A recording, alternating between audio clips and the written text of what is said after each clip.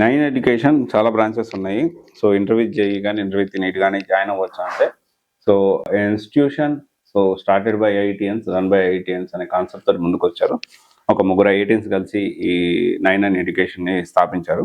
So ఆ తర్వాత మనకు బ్రాంచెస్ చూసుకుంటే కూకట్పల్లి, నేరేడ్మెట్ట, సుచిత్ర, ఎస్ఆర్ నగర్, విద్యానగర్, బీబీ నగర్, బోడప్పల్, ద్వారకా నగర్, సిద్దిపేట, నల్లగండ్ల, నార్సింగు, అత్తాపూర్ ఇలా మల్టిపుల్ బ్రాంచెస్ అయితే ఉన్నాయి. దీంతో పాటు మల్టిపుల్ స్కూల్స్ కూడా ఉన్నాయి వీళ్ళకి.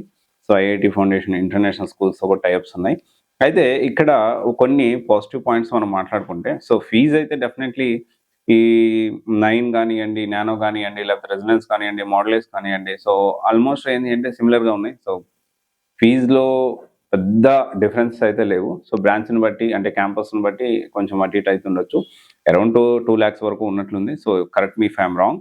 తర్వాత వచ్చేసి ఏంటి అంటే batch students 40 students per batch ఉన్నారు. సో అండ్ 14 years నుంచి రన్ చేస్తూ ఉన్నారు. సో వీక్లీ టెస్ట్లు, అసైన్మెంట్లు, హోమ్లీ ఫుడ్, హాస్టల్ స్టే ఇవన్నీ జనరల్గా ఉన్నాయి. అయితే ఇక్కడ కొన్ని విషయాలు ఏంటి అంటే ఒకటి సిలబస్ ఆన్ టైం కంప్లీట్ చేస్తున్నారు లేదా, ఆన్ టైం కంప్లీట్ చేసే టైంలో and at the same time ప్రాపర్గా పిల్లలకు అర్థమయ్యేలా చెప్తున్నారు లేదా ఈ ఇన్ఫర్మేషను. తర్వాత ఫ్యాకల్టీ అంటే ఐఐటియన్స్ అంటే బెస్ట్ ఫ్యాకల్టీ అన్ని బ్రాంచెస్లో ఉన్నారా లేదా, టెస్ట్ సిరీస్ సో ప్రాపర్గా కండక్ట్ చేస్తున్నారా లేదా, దీంతో పాటు మరి ముఖ్యంగా ఏ బ్రాంచ్ నుంచి ఎక్కువ ర్యాంక్స్ వస్తున్నాయి బ్రాంచ్ వైజ్ మనం క్యాలిక్యులేట్ చేసుకోండి. సో ఒకవేళ మీరు జాయిన్ అయ్యేటప్పుడు కూడా ఇన్ఫర్మేషన్ ఖచ్చితంగా తెలుసుకోండి.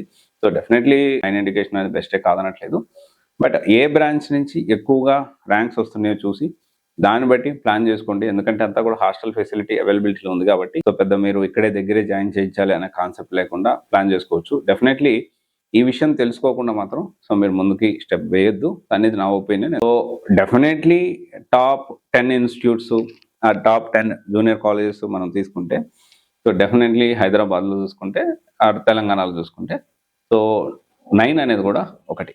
Thank you.